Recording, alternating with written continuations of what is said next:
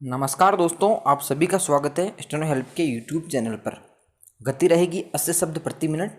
दोस्तों, अगर आप एमपी हाई कोर्ट के स्टेनो की तैयारी कर रहे हो, अगर आपका प्री क्लियर हो गया है तो ज़रूर हमसे जुड़ें और डेली इसी प्रकार की लीगल डिक्टेशन और इवनिंग एडिटोरियल डिक्टेशन लिखें। नाम मात्र का शुल्क रखा गया है 100 रुपीज़ पर मंथ। आपको पीडीएफ में आउटलाइन मिलेगी, पीडीएफ मिलेगी और डिक्टेशन मिलेगी। तो अगर आप इच्छुक हो तो डिस्क्रिप्शन में नंबर दिए गए हैं, नंबर पर व्हाट्सअप करके कांटेक्ट करें। स्टार्ट करते हैं। 3, 2, 1 स्टार्ट।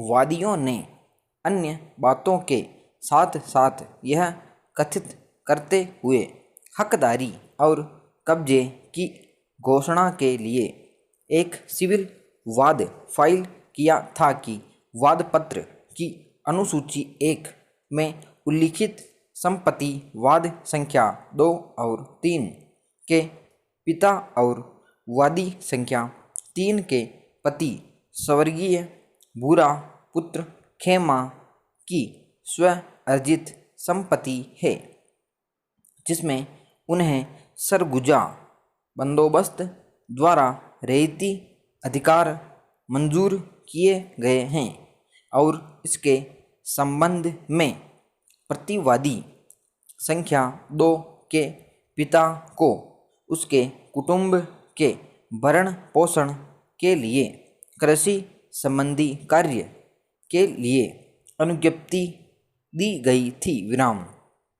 इसके पश्चात प्रत्यर्थी संख्या 2 के पिता की मृत्यु हो गई और तब प्रत्यर्थी संख्या 3 ने अनुज्ञप्ति को जारी रखने का अनुरोध किया, जिसके लिए अनुज्ञात कर दिया था और उक्त भूमि को जब भी उसे वापस मांगा जाए, वापस करने के लिए कहा गया था, तथापि, इसके पश्चात प्रतिवादी संख्या 3 ने राजस्व अभिलेखों में अपना नाम दर्ज करा लिया, जिसके कारण वर्तमान वाद फाइल किया गया और जिसमें प्रतिवादियों के विरुद्ध एक पक्षीय कार्यवाही की गई विराम।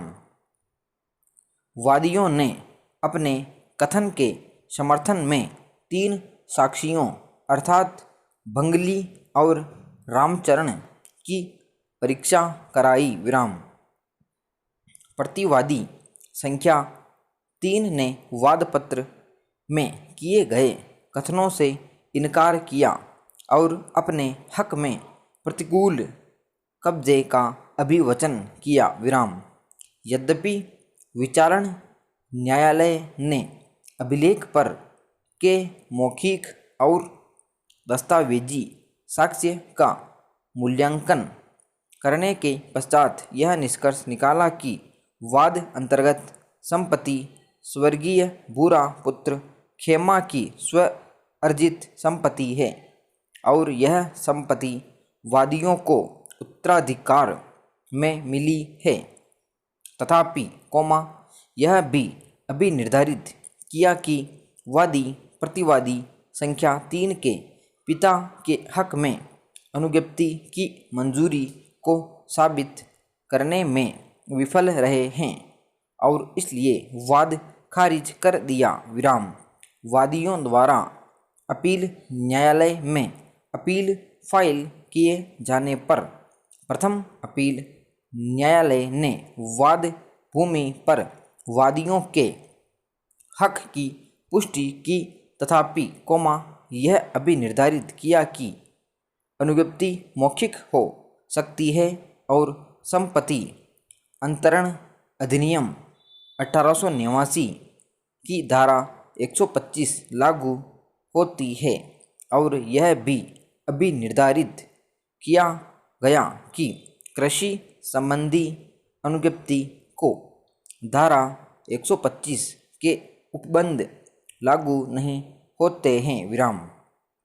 प्रतिवादी संख्या 3 द्वारा प्रथम अपील न्यायालय के निर्णय और डिक्री को आक्षेपित करते हुए द्वितीय अपील फाइल की गई, जिसमें विधि का सारभूत प्रश्न विरचित किया गया है, जिसका निर्णय के आरंभिक पैरा में उल्लेख किया गया है, विराम पैरा।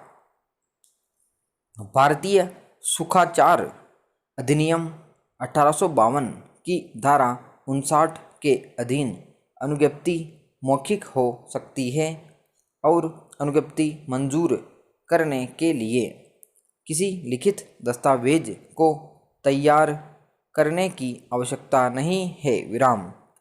विचारण न्यायालय के समक्ष प्रतिवादियों के विरुद्ध एक पक्षीय कार्यवाही की गई थी, विराम। उन्होंने वादीगण और उनके साक्षियों द्वारा अभिकथित अनुज्ञप्ति के अभिवाक का खंडन नहीं किया है, विराम। अतः इस कारण से प्रथम अपील न्यायालय का निर्णय अभिलेख पर उपलब्ध वादियों के साक्ष्य पर आधारित है, विराम। अतः प्रथम अपील न्यायालय वादियों के हक में डिक्री मंजूरी करने में न्यायोचित है, विराम। यद्यपि प्रथम अपील न्यायालय के गलत रूप से यह अभी निर्धारित किया गया है कि कृषि संबंधी अनुज्ञप्ति के मामले में टीपी अधिनियम की धारा 125 के उपबंध लागू नहीं होते हैं, विराम। समाप्त। दोस्तों, ये थी ATWPM जजमेंट। काफ़ी शानदार डिक्टेशन है। आप सभी लोग लिखें और अपनी तैयारी को एकदम शानदार रूप दें। अगर आप कंटिन्यू इस प्रकार की डिक्टेशन लिखना चाहते हो तो हमारे पेड ग्रुप से जरूर जुड़ें। नंबर डिस्क्रिप्शन में दिए गए हैं और इसकी PDF प्राप्त करने के लिए आप टेलीग्राम ग्रुप को जरूर ज्वाइन करें। धन्यवाद।